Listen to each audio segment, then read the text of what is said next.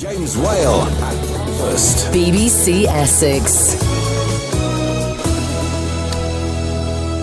Now, it must have shocked quite a few people, according to reporters watching the spending review yesterday with a group of senior police officers.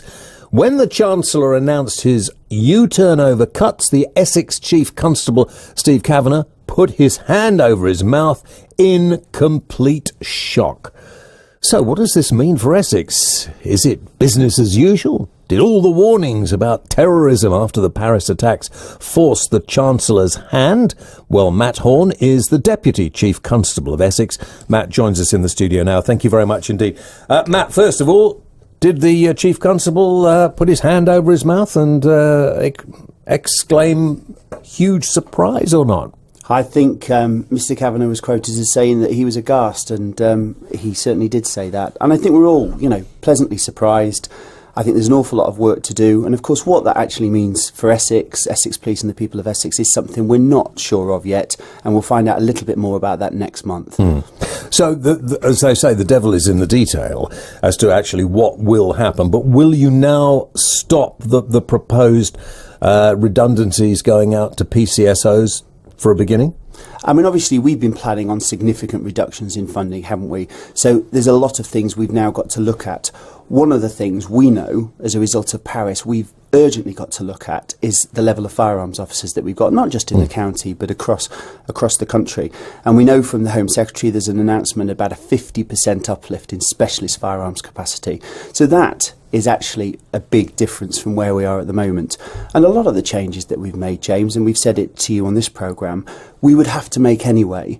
We've got too many buildings that are falling down, and it would be completely wrong for us to spend an additional £1 million on top of all the buildings we have every year just to keep the rain from coming through the roof. So there's a difference in the way that we've got to police, because we know, and we say it often, you're more likely to be hurt in your home, 4 times more likely to be hurt in your home than you are to have your house burgled. And therefore, the way that we change, that can't stop now. But of course, there is a difference in the funding, what that means for Essex, and the funding itself, of course, is a matter for the Police and Crime Commissioner.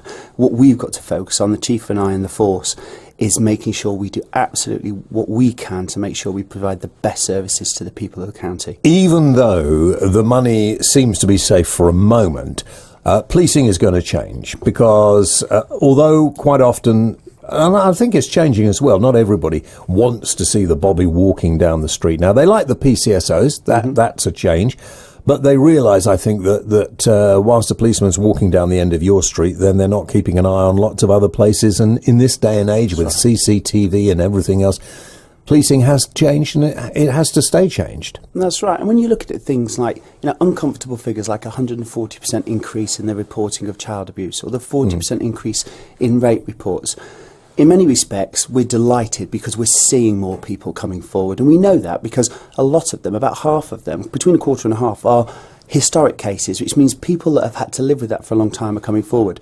Now, we have got some outstanding PCSOs in this county, and we've never said anything other than that. But that's not always the best way to deal with, of course, some of the complex crimes that we now have to focus on.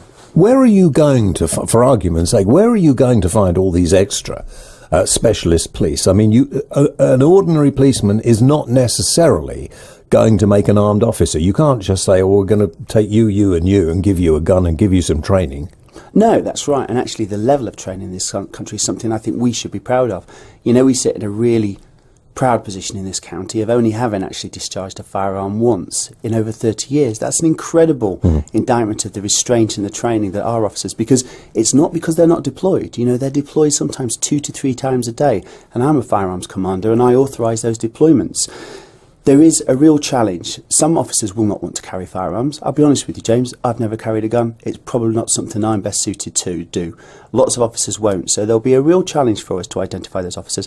But again, that's something that we'll work nationally and regionally with. It's not just an Essex issue, as people would understand. Do you know, it's strange that we've been talking about America in the programme, and I was talking about a friend of mine in Chicago who used to be a policeman in Chicago. And I first met him when he came over on attachment to a police force in this country. And I've subsequently been over there and see how they police in America, and it's quite interesting, the difference and what they have to do. And the first thing he said when he got here, he said, I don't really like going out. I'm not armed. And of course, if you're a police officer in America, you are supposed to be armed Yes. when you're not on duty, just in case anything happens.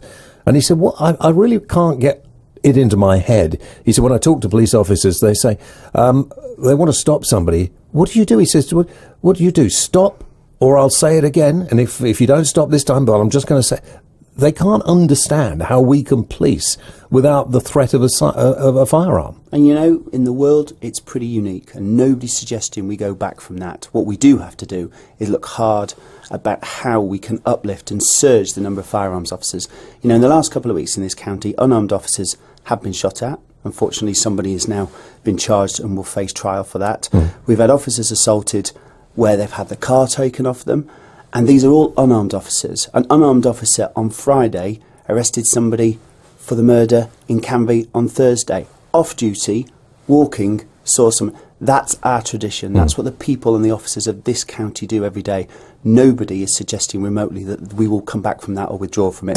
But what we do need is the specialist capabilities, counter-terrorism firearms officers and specialist firearms officers to make sure that, God forbid, we have something like a Paris attack. Collectively, with our colleagues in the military and the security services, we can respond appropriately. If Paris hadn't happened, do you think that the Chancellor would have changed his mind about cuts to the police? I think that's probably something I'd be uncomfortable in answering. I deal with the operational stuff with the Chief Constable. That's a question for politicians and the Police and Crime Commissioner.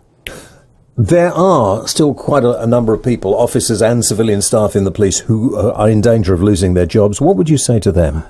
And we said something to them last night because, understandably, you know, the announcement comes and gets interpreted. We need to see what happens over the next month. We need to see what that actually means for Essex next week. But of course, some of the challenges that we face, that were very much behind the changes that we've made, they remain. They haven't changed.